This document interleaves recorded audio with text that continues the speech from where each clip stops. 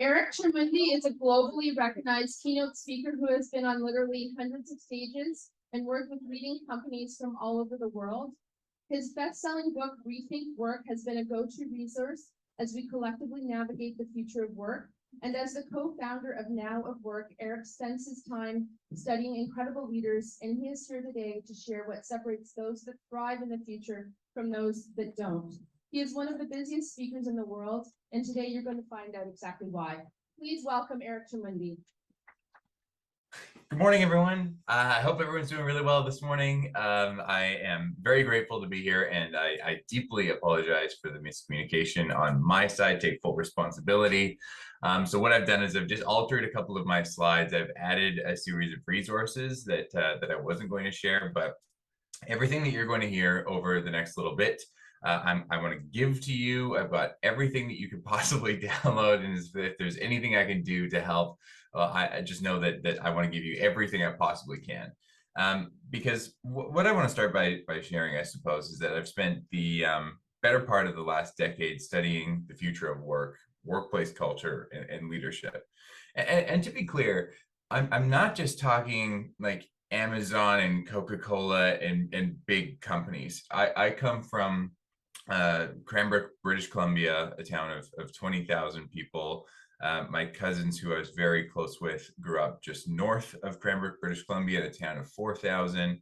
And, I'm coming from smaller town roots as well. I very much pride myself in being not from the big urban centers either. And some of the lessons that I want to share with you today that I've learned over the past 10 years, I would like to say are very homegrown, which I think is really important actually in the future of work. But I started by sharing, I've done a lot of work in this area, and maybe I'll start with a bit of a confession, perhaps a slight embarrassment. I've spent the better part of the last 10 years studying the future of work, and if the last 3 years have taught me anything, it's perhaps that I'm really bad at predicting the future. Maybe you're bad at predicting the future too. Maybe just bad at predicting what's coming next. I mean, did anyone think that toilet paper would be the #1 commodity in the past 3 years? Or that Tiger King would be the #1 show on Netflix? I didn't see that coming. Or gosh, I mean, how about like Elon Musk? We could get into it. We don't have to. All I know is it seems that every tweet, every post, every 2 hours, he does something that changes the course of the world. And then even just like a couple of weeks ago, we saw, like, effectively a hot air balloon be a national security threat. Like, I didn't think any of these things were going to happen. Then Silicon Valley Bank started to fail, then Credit Suisse started to fail, and then ChatGPT entered. I mean, gosh, how do we keep up? I honestly, I didn't think any of these things were going to happen. The future is really hard to predict. That said, I mean, I could address the elephant in the room too, with me not being able to. Anyways, that said, there are some things that are a little bit easier to predict. For example, it turns out that the 3 most common words in 2023 are the same as the 3 most common words in 2022 and 2021 and 2020. It turns out the 3 most common words this year in 2023 are still, you're on mute. So, some things don't change all that much. And another thing, though, that's fairly predictable is this idea of the Great Resignation. Now, I can see hands. So, quick show of hands. Are we familiar with? Have we heard of the Great Resignation? Yep. Yeah, lots of us have. Here's the funny thing. When we look at voluntary departures in the workforce across Canada over the past 3 years, we see a turnover rate of about 30%. And this is nationwide. Sometimes it's a lot higher and sometimes it's a lot lower. Usually depends on industry. But if you look at the 3 years before that, and the 3 years before that, and the 3 years before that, the turnover rate was about the same. But why is it then now that the unemployment rate in Canada is about 5%? A number that it hasn't been this low since 1969, which, by the way, is when the labor force was about half of the size that it is today. Why is that? Why are we in such a talent crunch right now? Why is this fight for talent greater than it's ever been before? Why is it that fill rates are lower than they've been? For example, for every job posting that you might put out right now, or for every 2 job postings that you might put out right now, only 1 of those jobs are getting filled. Why is it that help wanted word counts are through the roof? Anyone been to a restaurant or been to a hotel or been to an event lately? Signs all across town are saying, help wanted, please be patient. We're doing our best. We're a little short-staffed right now, little limited with resources. Why is that? Now, a lot of us are thinking that COVID is the reason, but is COVID the reason why the labor market force has shrunk? Is COVID the reason why technology has accelerated? Partially. What I would argue, though, and what the research shows, is that COVID isn't necessarily the reason why this great resignation is happening. It's very much the catalyst. It's why it's happening faster. But there are other factors that are at play right now that I think as leaders, I think as folks in the community, I think as contributors, we need to understand if we really need to understand how this workforce is evolving and ultimately what we can do about it. The number one factor that I think is really important to share is that we're reproducing across Canada less than we ever have before. On average, an average woman is only having 1.4 children. Now that number is down significantly, so much so that actually I want to try a bit of an exercise with us. Again, I can see the room today. It's great to see you all. But we're reproducing less than we ever have before. To have a sustainable population, we need to have that number be 2.1. To have a growing population, save for immigration, we need to have that north of 2.1 children per woman. But I think of an exercise that'll show just how much we're reproducing less than we used to. So I want you to, and I just with a quick raise of hands, I'm not going to pick on anyone or no need to contribute too much here, but I just want you to think about this for a second. I want you to think about your mother or your father, and I want you to think about your grandparents on either side of your family. Okay, so at least 6 people. And I want you to think about how many siblings your mother or your father had, or your grandparents on either side had. And I want you to think about which one of these 6 people had the most siblings, okay? And if I could, I would love you to raise your hand if your grandparents or your parents with the most siblings had 3 or more siblings. Raise your hand. If they had, and I just want you to look around the room, 4 or more, 5, 6, 7, 8. This is where I put my hand down. 8. My grandma had 8 siblings. 9. I see one hand in the front still. 10, 11, 12, 13. Anyone have north of 13 still? I guess the next question is, does anyone have 13 kids? We're reproducing a little bit less than we used to, which is perhaps a sign of the times.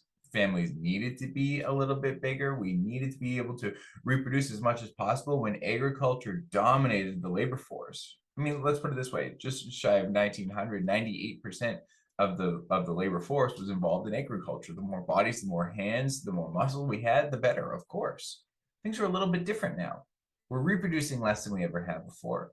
In fact, I just saw that China this year, for the first year ever, is shrinking. I mean, it's still 1 point something billion, but it's still, for the first time, from an economic standpoint, this is terrifying. Germany, Japan, Italy, the United States, and Canada are all in this very precarious spot right now where we're needing to fight for international talent, right? We're retiring faster than ever before. I've got an American figure here. It's easy to find the American figures, but in the United States, 10 to 12,000 people are turning 65 every day of the week. So which, a lot of people will come up to me and say, yeah, well, Eric, that's interesting, but people are working longer now. And I said, yeah, you're probably right. If people are working to 75 and 75 is indeed the new 65, we'll just wait 10 years. We think a lot of people are leaving the workforce now, which they are. More are going to be leaving in the years to come. And then another thing that's happening is that immigration, especially through the pandemic, was at a standstill. But the interesting thing about immigration now, as I was mentioning with declining populations, or at least stagnating populations, is it's not just Canada and the United States. It's fighting for this immigrant talent now. The whole world is fighting for it in ways that we perhaps haven't in the past. Another American figure here that's about a 1 to 10 ratio in Canada is that the new business applications in the United States have gone up significantly throughout the pandemic. And I thought that this was really interesting because we're not really talking about it enough. We can work from our basements, order a bunch of stuff from Alibaba, brand it in our basement, drop ship it from there, and never have to leave our house anymore. You might think this is like a next generational conversation too, and truthfully, it's not. It's a lot of people from a lot of different generations are able to do this in ways that they couldn't before. So I actually think that the number one thing that's a contributing factor to the future of work, to the reconfiguration of the workforce, is actually technology. I've got a couple of smaller text slides. I'm going to make them a little bit bigger, but I'm going to read through them and make sure we can talk through them just in case you're not able to read the small text there. But the World Economic Forum says that right now we're entering the fourth industrial revolution, one where we're not moving steps forward anymore. We're moving in like exponential leaps. So I want you to think of like the 18th century, think of the steam engine, think of the 19th century, think of, the assembly line. Think of 20th century, the technology that got us to the moon, basic computing, early robotics. And now think of Industry 4.0. Think of the artificial intelligence. Think of that like those Boston Dynamic robots that tend to somehow do somersaults and backflips. Those Chat GPT things that confuse me. I'm not even sure what GPT means at this point. But things are changing fast. So fast that it's not actually even linear anymore. And look, I'm not that much of an academic, but there is one theory that I thought would be really valuable if I shared it with you. And this came from a gentleman by the name of Buckminster Fuller in 1958. Buckminster Fuller, he was interested in seeing how fast the world around us moved, how we converted or conversed, how we communicated, how information was shared and traveled. Actually, he was responsible for the engineering of the Agrodome in Montreal, actually, which is just a little fun fact. But what he discovered is that before the year 1900, the amount of information that we had access to, it doubled every 100 years. So from 1700 to 1800, the amount of information that we had access to doubled, and from 1800 to 1900, it doubled again. But interestingly enough, after the year 1900, because of the speed of communication and technology and the information transfer, what he discovered is that the time span now that it took for information to double didn't take 100 years anymore. It took 50. It was at a halved rate. And then it halved again. It only took 25. And then it halved again. It only took 12 and a half years. So from 1900 to 1950, the amount of information that human society had access to doubled. And then it doubled from 1950 to 75. It doubled from 75 to 88, from 88 to 93, to the point where all the way back in 2020, during the pandemic, what IBM discovered is that because of the build out of the Internet of Things, this will lead to the doubling of knowledge every 12 hours. The time span that it takes for the information in the world around us to double is shrinking at an incomprehensible rate. Perhaps this is why economic uncertainty around the world continues to increase at rates that we haven't seen before. There's so much new information. There's so much being created that so often we're just trying to keep up. We're just trying to show up. We're just trying to figure out, how do we get enough people to come work for us? How do we ensure that we can build great small business, right? So if I can really take all of what I shared with you and put it into a question that I'm hoping I can answer, it's perhaps this, is that if the future is impossible to predict and the talent shortage across the country isn't going anywhere, how do we build incredible teams in the future of work? Like, what can we do right now to attract and retain top talent? And truthfully, that's where I've spent my time. So I'm trying to like uncode, decode, crack that sort of code and help really understand what we can do to build great teams. And I've got to share with you some good news, actually. I'll share with you that there is a bit of a formula, there is a bit of a playbook, there is a bit of a blueprint that allows us to build incredible teams. It allows us to attract top talent, and it allows us to keep top talent. And I want to give you everything that I've got today and share with you a very short one-liner that might summarize this whole thing.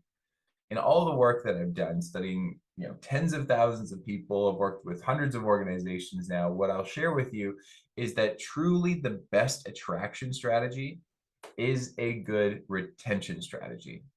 If we can create great places to work, especially in smaller communities, the positive word that spreads from the experience that we have, well, it spreads like wildfire. And I mean like in a good way.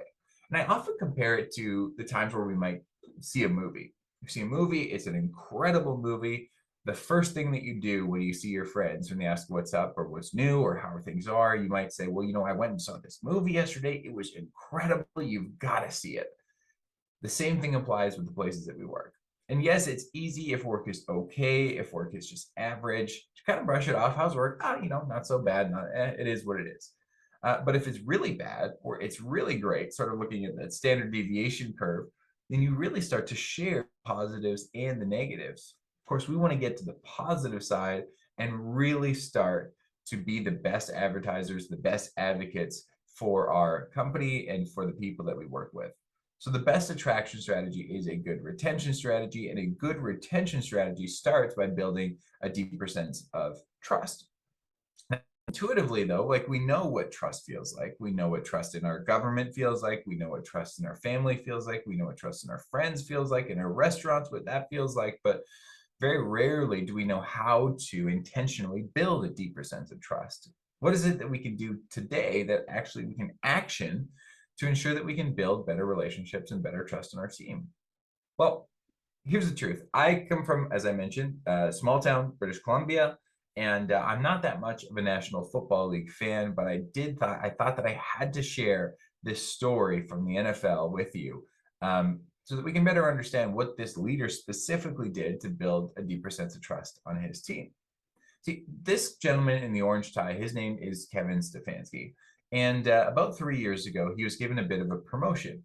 He was promoted to be the head coach of the Cleveland Browns football team. And the way that I see it, Stefanski, well, he had a whole sorts of things stacked against him. But the way I see it, he had 3 specific strikes against him. The first strike is that he was a rookie coach. Okay, he had never been a head coach in the NFL before. The second strike, for those of you that know, is the Cleveland Browns. Okay, the Cleveland Browns are a terrible, terrible football team. In 2017, actually, they didn't win a single game. And 9 of the 10 years before that, they were dead last in their division. The third strike against him was perhaps the most interesting, though. Stefanski was promoted to be the head coach in March of 2020. Does anyone remember what was happening in March of 2020? Now Stefanski, okay, so this rookie coach on very much a losing team was was assigned to be this head coach in the first wave of the pandemic. So not only could he not bring his team together to work on drills and fundamentals and plays, he couldn't even have them in the same room. So what was this rookie coach going to do to turn this team around and hopefully, maybe just win a game come September?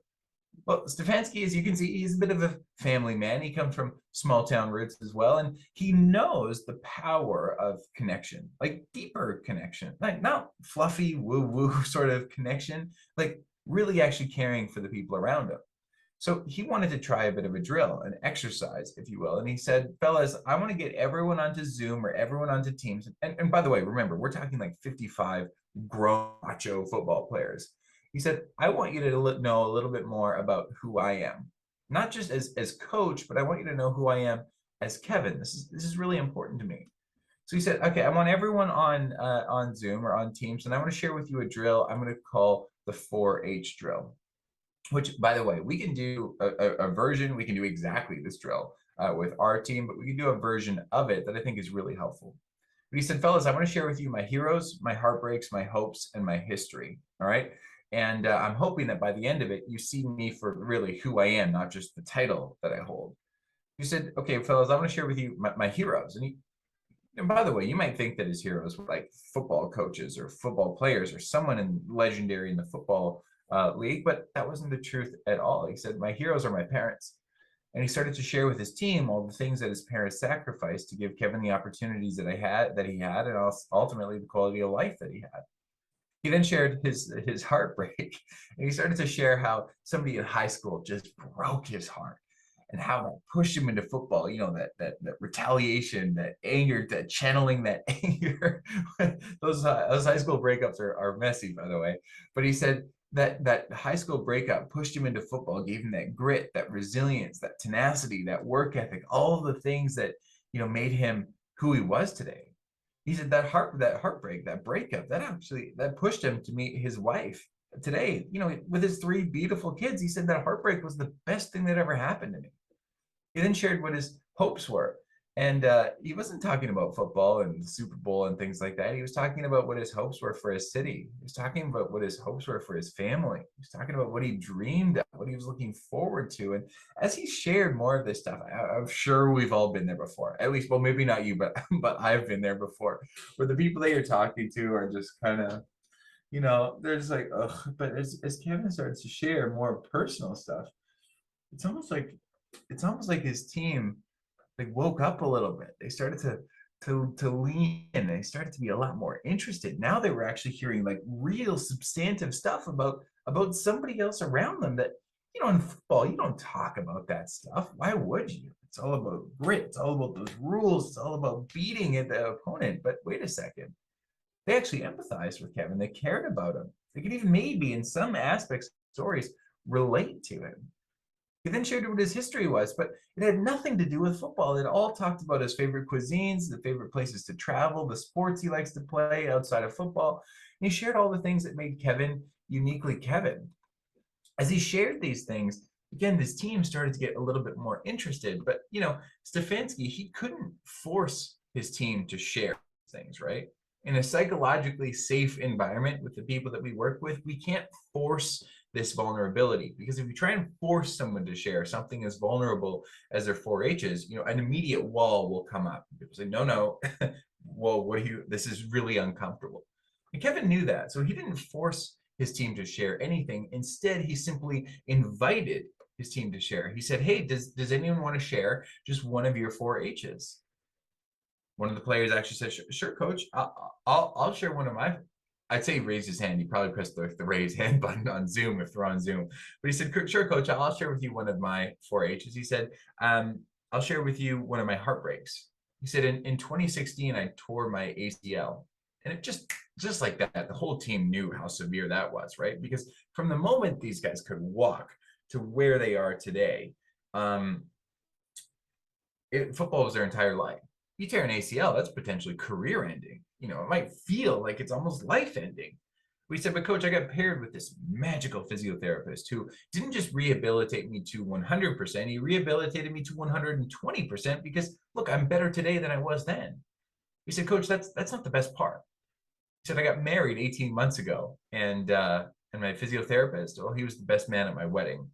The torn ACL actually got me a best friend in the process too, and in a roundabout way, I'm pretty grateful for it.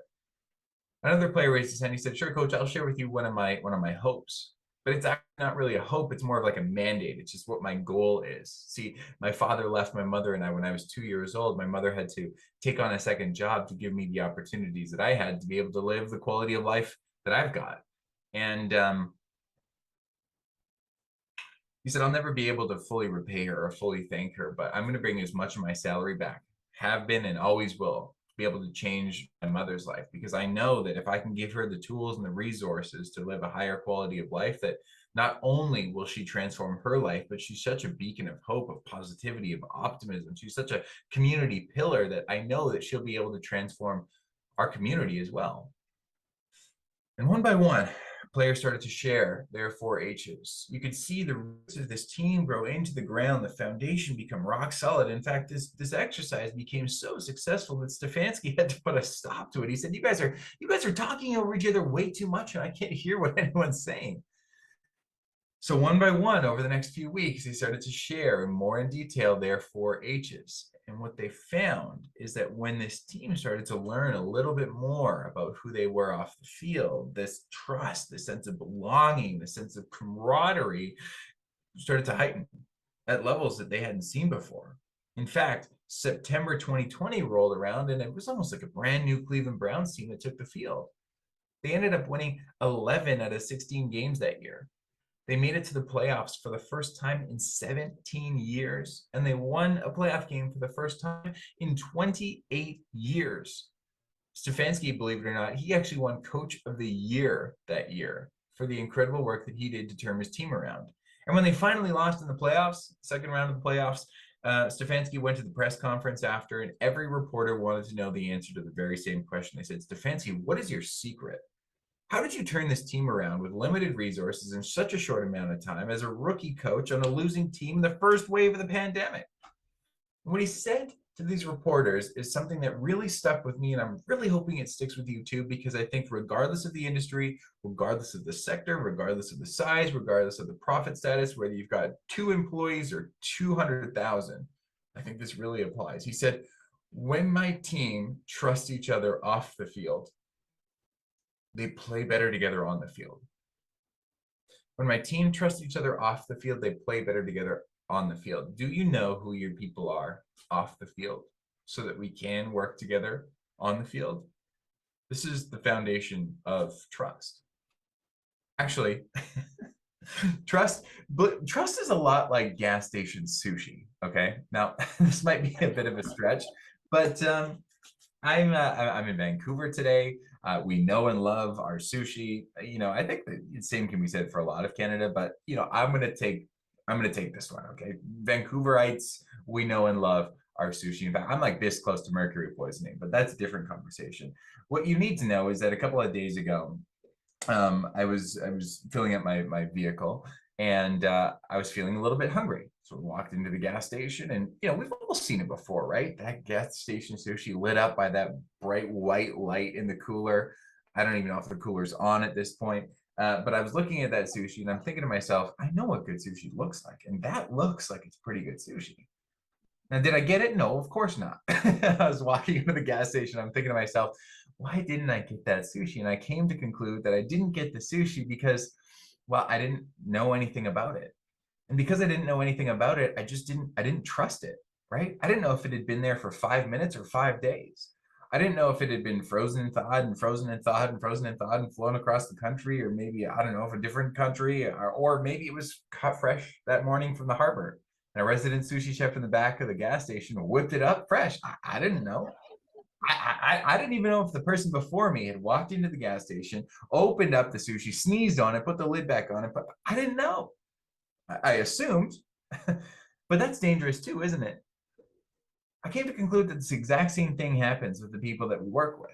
You put out this elaborate job description, which of course you have to. You're looking for skills, requirements, education, qualifications. Of course, all of this is important. But just because it looks good doesn't necessarily mean we trust it, does it? And I think that we start to learn that when we ask these questions, kind of like Stefanski did, when we share the things that make us uniquely us, that ultimately make us most human, that's when we can start to build this deeper sense of trust. Because look, Patrick Lencioni, he's the author of 5 Dysfunctions of a Team, a phenomenal researcher. What he discovered is that the foundation of every great team is this deep sense of trust. If we can have this deep sense of trust, well, that's when there can be conflict. And you're thinking, conflict, hold on. Well, let's actually just make a quick distinction for a second. Social conflict, bullying, gossiping, being rude, talking behind each other's back, there's no time for that. But intellectual conflict, well, intellectual conflict in a world that's moving faster than it ever has before, intellectual conflict is a requirement. When the market's changing, when the laws and bylaws are changing, when technology is changing, when new competitors are arising left, right, and center, when the whole industry is maybe changing as a whole, well, intellectual conflict is a requirement as we start to innovate and be creative and do things different than the way they've always been done before. This is a requirement. Because unless we have that conflict, unless everyone in your team feels comfortable sharing what they think the next best practice might be, well, there's going to be a perception that folks aren't committed to each other. And if they're not committed to each other, anyone heard of quiet quitting lately? I mean, this is primarily because people aren't involved. They're not able to bring their full selves to work. They don't feel like they're really contributing to the greater good. They don't feel that, the folks around them are committed. And if they're not committed, well, then you can't really hold anyone accountable or make sure that people who are doing that work and who are quiet quitting, there's no accountability there. And if there's no accountability, then we're not going to get our best results. Remember, the foundation of every great team is indeed this deep sense of trust, right? And so maybe what I'll share with you is that those that trusted each other in a big study of 50,000 people from ADP Research Institute just last year found that they're 15 times as likely to be engaged, which, might seem like a big number, but I've got a little bit of a bone to pick with the word engaged. See, because we've been talking about engagement for 20 years. I was just looking at big studies that said that 87% of CEOs are really focusing on employee engagement right now, which great, always have, and I think always should be. But here's what I think we need to understand. Engagement actually is not what we fix. Engagement is what happens when we fix what really needs attention, right? Engagement is what happens when we fix this sense of accountability, when we fix a sense of trust, belonging, psychological safety, community, when we fix this ability to contribute. If we ensure that we focus on trust first, well, engagement is an outcome, not a process. All of these things that we're talking about in terms of building better teams, the actions that we could do, this is what will start to create a more engaged workforce. Why now? Why is this conversation so important now? And I think we kind of talked about it. Largely, it's because of what's in our hands and our purses and our bags, maybe on the table in front of us. The world that we're living in is a very busy place. Now, I suspect this might be a little small. So don't worry about the numbers. What I want you to look at for a second is just at some of these logos. Yeah, there's going to be thousands and hundreds of thousands of minutes of Netflix watched. But let's table those numbers for a second because they're probably quite small. Let's just take a look at those logos. How many of these logos, especially on the left side, were around 50 years ago? Netflix, DVDs maybe, YouTube, no, TikTok, no, Snapchat, no, Instagram, no, Pinterest, no. Text, yes, but you had to press 3 times for the letter N, right? So it was a slightly different experience. But none of this happened overnight, did it? It's been a bit of a slippery slope to get here, to the fact that we're on our screens more than we ever have been before, especially this next generation. And as a result of this distraction economy, Pew Research says that we're living 31.5-hour days.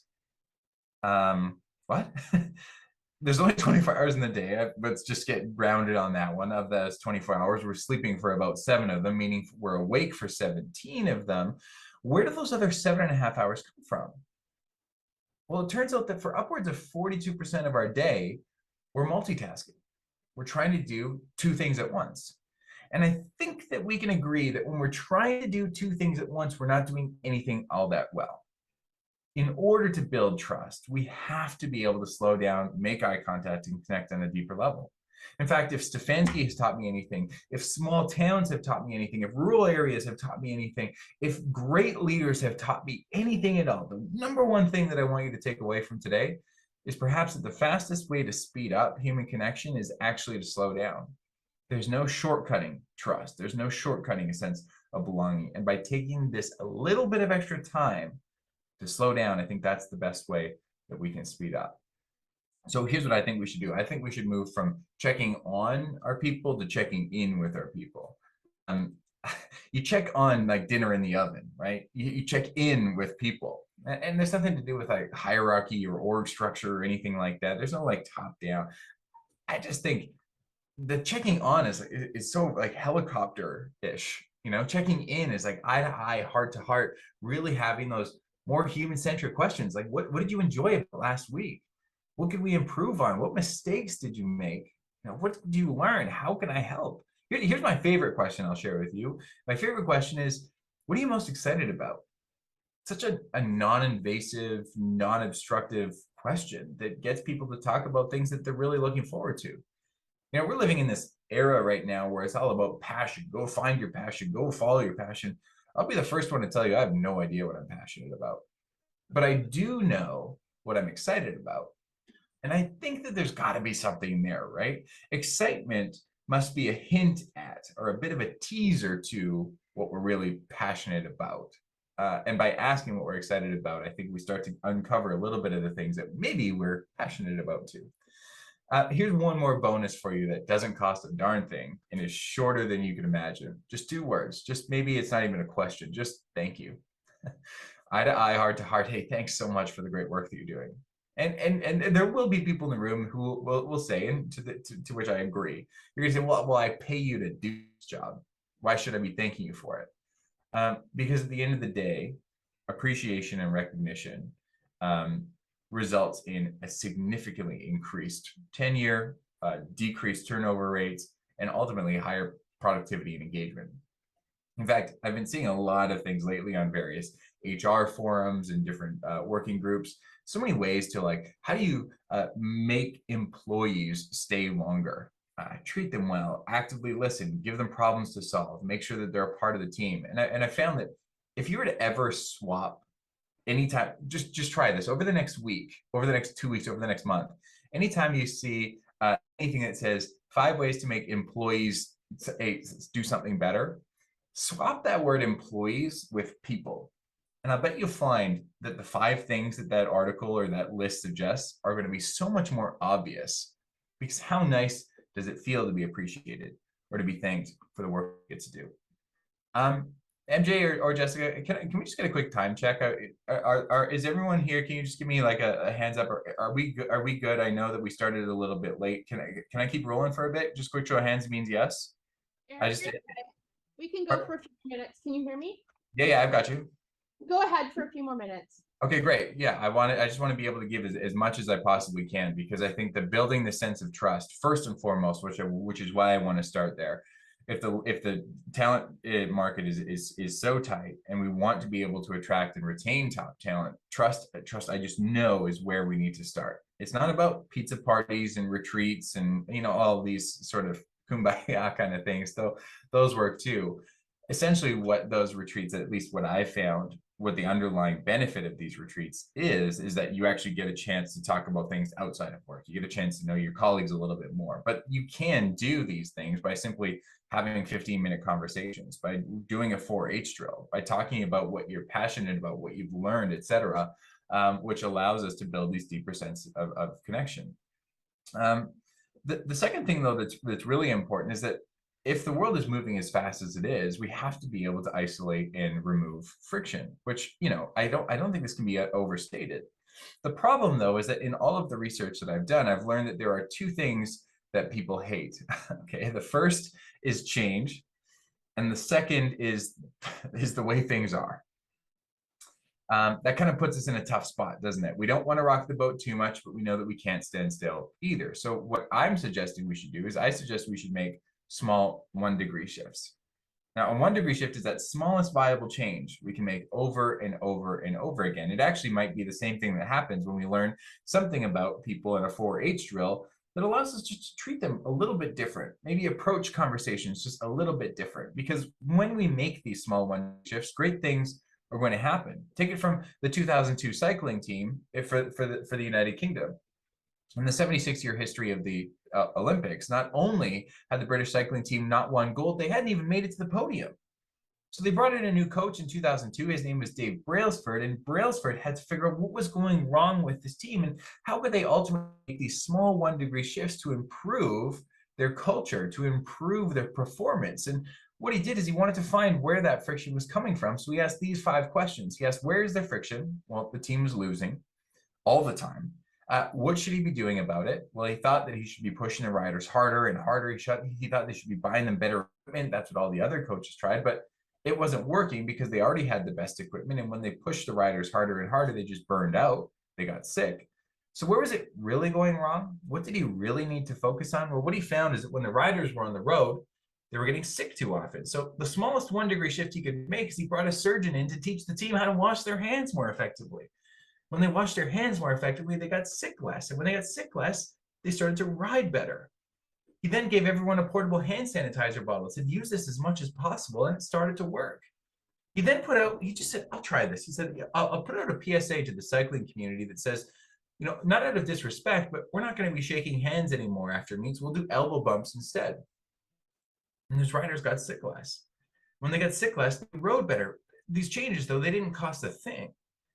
He then said, okay, well, when we're on the road, we're not sleeping as well as when we're at home. And he noticed that different riders slept better at different temperatures. So he literally just made a 1-degree shift in the thermostat and found that his different riders now started to sleep better. And when they slept better, they recovered more.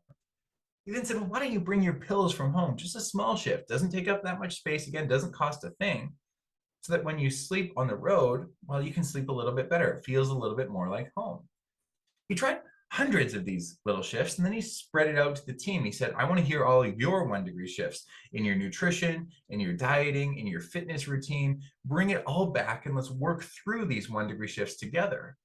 And it started to work, but not only did they start to perform better, but there was an undercurrent of trust, of gamification, of fun that started to happen when everyone was part of the solutions. And I want you to think about this. Where in your business, where in your team is there a little bit of friction? And how can we bring everyone to the forefront to be a part of that change?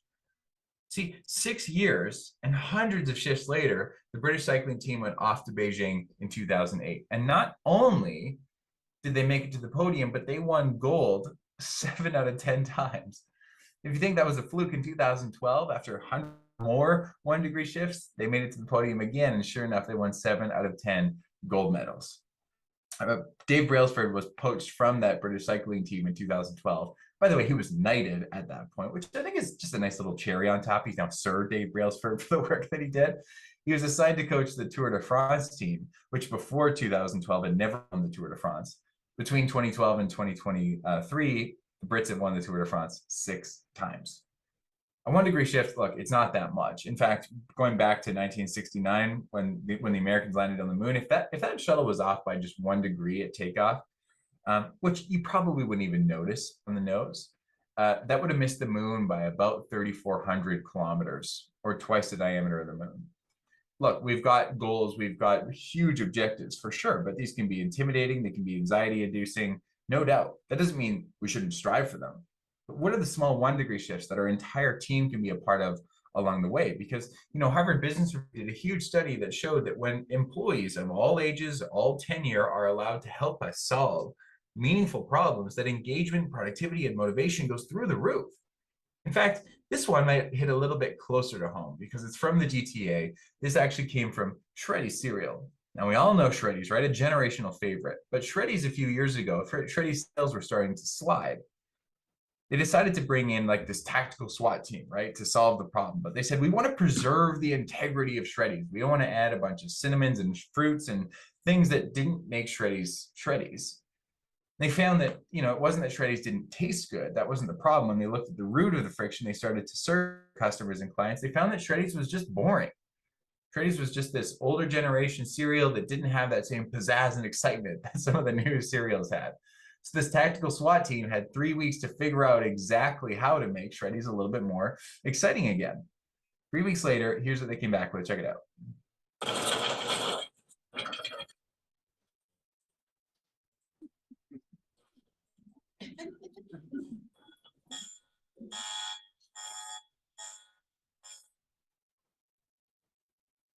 Shreddies are supposed to be square. Diamond Shake's gonna. New Diamond Shreddies cereal. Same 100% whole grain wheat in a delicious diamond shape. I mean, come on, right? How can you not love these new Diamond Shreddies? Talk about, I was going to say, talk about a 1-degree shift. It's a 45-degree shift. I get it. Okay. But the sentiment's the same, right? These new Diamond Shreddies, they were so exciting. They just worked. We're talking not just like a small little test campaign, which is how it started. We're talking billboards. We're talking bus ads. We're talking national TV spots. Now remember, I said they brought this tactical SWAT team together to solve this problem, right?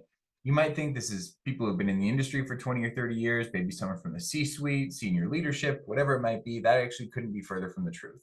This tactical SWAT team they brought together was full of interns and first-year employees that had been with the company for less than 12 months. This idea was generated by a 26-year-old intern whose name was Hunter Sommerfeld, who had been with the company for 5 weeks before this campaign rolled out. I got to tell you, the sales of Shreddies that next quarter were up 18%. They even rolled with it. They said, well, what else can we do? They started to say, well, we don't want to change Shreddies too much. What can we capitalize on? They said, I've got it. How about the double Shreddies? Now in the manufacturing process, if these Shreddies didn't break, they were actually capitalizing on it. And they said, well, why don't we treat double Shreddies like, I don't know, like a fortune cookie? We could run whole national campaigns about good luck and, this contest about making wishes and dreams come true. They didn't even change a darn thing. They just capitalized on a manufacturing error of Shreddies and now started to lean into it.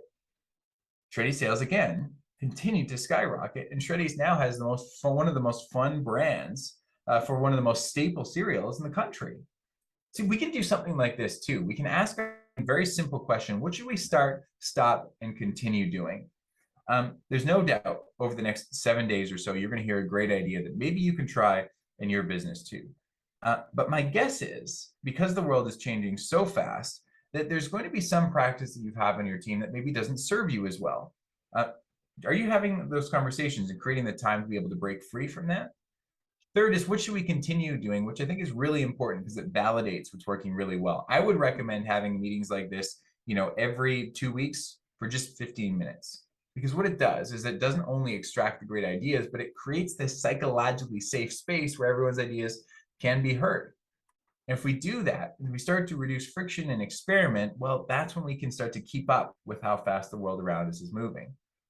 Now, real quick, I know that we probably don't have too much time, but I do want to share this with you, and I think it's pretty easy to get across fairly quickly. And this is where I think the lion's share of the resources that I'm going to give you really lives too. So if you download these resources, which by the way are free completely, of course, all of this is going to be in here. I think will really help, especially for smaller businesses. But what I found that we need to do after we built this great sense of trust, after we built this sort of creative and innovative environment that everyone's a part of, that's when we can really plant our flag. If you look at 195 sovereign nations around us in the world, you're going to see that each one of these countries is represented, of course, by a flag. You can take a look at some of these flags. Flags you're really going to be drawn to, and some of these flags you're going to say, actually, I don't want to go there. Maybe there's a safety issue, maybe there's a values or a beliefs issue, but also, every one of these flags is done with confidence. It's done with intention. It does represent a series of values and beliefs, and it literally marks out a stake of land around the world. I think that if we're able to plant our own flag, create our own flag for our businesses, regardless of the size, we can start to not only attract talent, but detract talent too. A company that's done this really well is Zappos. Zappos is an online shoe retailer out of Las Vegas who I think has planted their flag really well. And I want to show you behind the scenes as to what it's like in Zappos, because Zappos is one of the best places to work over and over and over again. In fact, they've won the best place to work or best places to work so many times that they stopped applying for it because too many people were applying for their jobs. They had thousands of resumes for every position they put out. And they just said, it's not helping us anymore. Here's what it looks like behind the scenes at Zappos. Take a quick look. You talk about work-life separation or work-life balance. And for us, our approach is really to focus on work-life integration. Because at the end of the day, it's just life. The Zappos culture is unlike anything else I've ever seen. We joke that it's happier than Disney. It's like a family. It's like this big family, and we're happy to see each other. We come to work, we enjoy it, and we have fun here. Company culture is our main business strategy. It's the #1 priority of the company. I think that we've always felt that competitors could copy our selection, they can copy our shipping, but one thing that could never be copied was our company culture. So take it from Fred No Title Mossler, maybe that little awkward laugh about halfway through. You can't copy Zappos culture, okay? To which I say, thank goodness, okay? I hate Zappos. I hate all of this, if I could be honest. I'm supposed to be this like avocado toast loving, narcissistic, entitled millennial who eats this stuff up, like the antlers, the shake weights, the ferns, the dancing, the maracas and tambourines. I'm supposed to love this stuff. No way, not a chance. I'm not applying to Zappos. There's no way I'll ever work there. And I think I'm going to save both of us some time by not even applying. Actually, because I know that I don't like this so much, I actually love Zappos. I think that what they're doing to plant their flag and create a culture that's so unique, that's only for them, is so admirable that they're able to start to attract the people that are right fit for them. Again, they've got a lineup of people outside their corporate headquarters in Las Vegas that want this experience exactly. Me, not a chance. Some of you may have an environment that's a little bit like this, to which I say, congratulations, that's amazing. It's not for me. But because I know that it's not for me, you're going to have a way better time attracting the talent that is right for you. That's not for me, but it might be for you. And the sooner we can stop trying to be everything to everyone, and the sooner we can be exactly who we need to be to the people who are going to thrive in our environment, that's when we're going to win. In fact, I think we should treat our culture like cilantro, really. quick show of hands, who loves cilantro? Who hates it? The no's are always like way more emphatic than the yeses. How about black licorice? Who loves black licorice? Who hates black licorice? Okay, one more here. How about pineapple? Does pineapple belong on pizza? Yes. Who are the no's? How about pizza? Does pizza belong on pineapple? No, I'm just kidding. That was a joke. Here's what I'm saying. I think we should treat our culture like black licorice, like pineapple on pizza, like cilantro, where it's not for everyone. But the people that love it really love it, and the people that don't want to work there really don't. If we look at the average job description, it's 250 to 300 words, okay? And many of these words are, we're looking for a team-driven, motivational individual who fires in all cylinders, who's respectable and acts out of integrity, and is, you know, a real team player, something like that, right? In all of those words, that actually doesn't differentiate the culture at all. And if we start talking about the things that make us uniquely us, that's when we're going to start to win. In fact, I was looking at the best places to work in Fortune for the United States. Now, granted, this is for 10,000 people and above, but the point still remains the same. What happens is, you know, the #1 place to work was Cisco in America last year. The #2 place to work was Hilton. And I'm just going to maybe say that if any of you are on the best places to work list in the county or even the province, you know, a sincere congratulations. And in the same breath, what happens when we win these best places to work lists is that they go on our About Us page, they go on our career page, they maybe go in the store, they maybe go in the lobby, they maybe go in the reception area, and they probably goes in the signature of our emails, and it probably stops there. And there's a bit of a problem with that because yes, Cisco and Hilton are the best places to work in the country in the United States. However, would somebody that works at Cisco messing around with wires in a server room want to be making a bed in the Hilton Hotel? Probably not. Would somebody who's parking their car as a valet at the Hilton Hotel, would they want to be working on UI UX design for Cisco? Probably not, right? So the question that we need to ask is that if we're a best place to work, who are we a best place to work for, and how does this actually come to life? The best 2 places to work in the country in the United States probably aren't the best place to work if you were to swap these people. And the sooner we can define what makes our best place to work a best place to work, the better off we'll be. So I recommend we understand what I would consider is our heart. What are our habits, our artifacts, our rituals, and our traditions? What are the things that make us uniquely us? The things that differentiate us from everyone else around us? Maybe it's something to do with the habits and the behaviors that we bring to work every day. Maybe we're working in agriculture or tourism or some sort of hospitality. What are those artifacts, those physical things that we gravitate around? What are the rituals? What happens when we smash a sales target, when we miss one, when we bring on somebody new, when we let somebody go? What is it that makes us uniquely us? And the sooner we can define that, well, the better off we'll be. The sooner we can understand that flag, maybe our most valuable resources are people. That's when we can share that information. So I think we should utilize our best recruiters. And again, this is going to be small, but I'll walk us through. If we can start to showcase the people that are doing the great work that they do, it might be a huge advertising opportunity that we've never used. Take this one, for example. This is one of my friend's companies. She started to showcase one of her people. This person here, her name is Acacia, and she first joined the company. This says, Acacia first joined us as an HR and talent coordinator, and since then, she's accomplished so much. Acacia has matched many of our clients with the perfect additions to grow their teams, dove headfirst into HR life with all the energy and zero hesitations, and has recently been promoted to HR and talent specialist. We're so grateful to be a part of your growth, Acacia, and your journey, and we can't wait to watch you continue to shine. Now, I thought this was interesting because this probably took a couple of minutes for the Envol team to type up. But what happened next was really interesting. Acacia, she shared it. She said, 1 year for the books. Thank you to my Envol Strategies team for the amazing year and letting me do what I love every day. She then shared this, tagged Envol.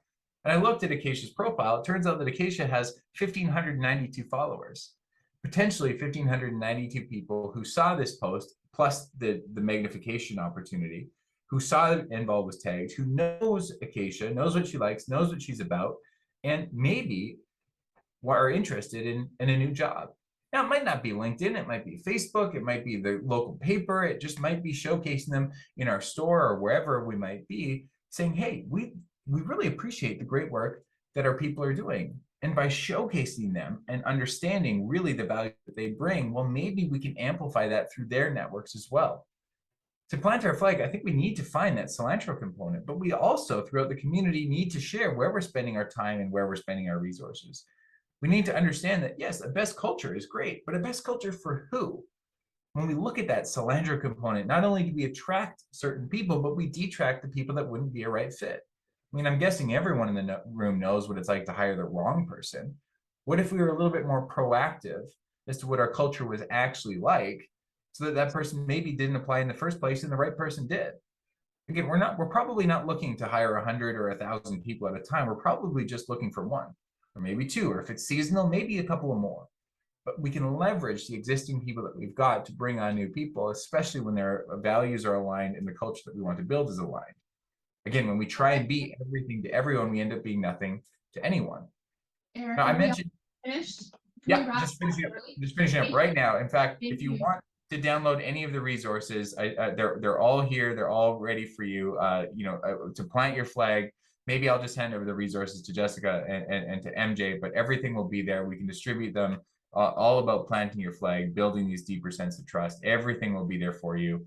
To close it off, I just want to say that to build incredible teams in the future of work, despite the talent shortage being as tight as it is, if we can build trust, remove friction, and plant our flag, then look, I don't know what the future is going to bring, but I'm very confident saying that the future is indeed bright. If there are any questions, I'm happy to stick around as long as we want, but I do want to say thank you for your time this morning. I do want to apologize for my delay, but I'm hoping there was a little bit of information in here that'll help you build an incredible team despite the talent shortage and really thrive in a future that is tough to predict. Thanks, everyone.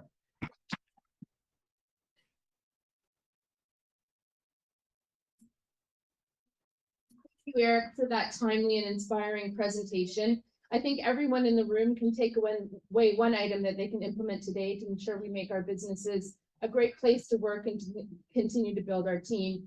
Before we let Eric go, are there any questions from the audience for Eric? Yes, Rob. Oh, Jessica has a microphone right there. So Eric, you know what, based on your age, when you started speaking, so I'm 60 here now, I would have thought, okay, what's this 25, maybe 35-year-old guy gonna tell a guy that's been in business for 25, 30 years? So you broke that barrier, you did a great job. And I don't know where your background has come, but maybe just a little idea of where you gained all this knowledge. Sure. Well, first of all, thank you for saying that. If I had a dime for everyone who said I was probably too young to share information, I probably could have retired by now. At the same time, the note is sincerely appreciated. When I was in university, I went to the University of Calgary, which is about 4 hours from where I grew up in small town Cranbrook, BC. You know, the truth is that I did what a lot of my peers were doing at that time when I was looking for my first job. I changed one line in the cover letter. I tweaked my resume. I applied to, I think, 85 different companies. All the logos looked great. The reputations were awesome. They were all on these great places to work lists. And I got 0 callbacks. Now, look, I wasn't expected to be handed, employment on a silver platter, be promoted to the C-suite. I was looking for that entry level base salary, almost internship, unpaid internship job just to get the door. So I don't think I was asking for or hoping for too much, but I didn't even get a call back. And I found that a lot of my peers, similar age, but then we started to expand it. We found that on average, it was taking somebody about 70 applications to get hired. And the traditional application process, which is, submit a resume and cross your fingers, well, it wasn't working. In fact, we did some research and we found that only about 2.2% of resumes that went through a traditional resume sort of filter, those people were getting jobs. So we thought that maybe there was something a little bit broken with how talent was being attracted and how people were keeping those jobs, because after trying 70, 80 different times and people were getting that job, it was out of necessity, not out of choice at that point. And then we found that tenure was then shrinking because people didn't actually like the job that they got. And it was really hurting ego, pride, but it was also hurting the organizations that they were a part of because they weren't being attracted to the right job. So we started to bring in a whole network. We brought in 500 millennial employees at the time to figure out what they were looking for in work. And it wasn't an increased salary. They were looking to feel like they mattered. They were looking to contribute. They were looking to ultimately be able to bring their insights and information. They're ultimately looking to be cared for. And it was interesting now looking back, what we found is that the root of happiness, and goes for everyone, by the way, the root of happiness is actually a sense of contribution, which is actually what all of these 500 people were looking for. But to answer your question more directly, we started to survey entire employee bases across entire industry associations. We had tens of thousands of surveys trying to figure out what a day in the life of all of these people actually looked like. And we're trying to correlate what actions actually went with job satisfaction. And we found that those with the best leaders, those who were communicated with regularly, those who knew who their people were outside of work too, and were actually able to connect with them, almost even as friends, they were the ones that stayed longest. They were the ones that were most productive. They were the ones that were most satisfied and happy. And so we started to dig into this a little bit further and say, well, maybe this isn't just about talent attraction. Maybe we can use these tens of thousands of surveys that we've done. Maybe we can use the insights and the information from the podcast that we've built, the leaders that we've surveyed, the focus groups that we've done, which we did all of it, and started to find that there was a thread that you could weave through all of these organizations. And again, we're not talking just like Amazon and Dell and John Deere and the big companies. It was even more true in the smaller businesses. And we found that tenure and job satisfaction in smaller businesses was actually greater, surprise, surprise, because people felt like they were a part of something bigger than just their job role. So yeah, it's been about 10 years. I've been on a 450 stages now, but it's just so fascinating to me, and not at all at the same time, that those that like the people that they work with and feel that they're able to give as much as they possibly can to the job without feeling like they're a cloth that's getting wrung out, those are the ones that do the best work, that are happiest. And I'm just so happy that I can be one of the ones, I'm not the message, I'm the messenger. The message is that when we can build trusting teams that really care about each other, regardless of the industry sector or size, that great things are going to be able to happen, and we truly can build great business. Thanks for the question. That means a lot to me, sincerely. Thank you kindly, Eric.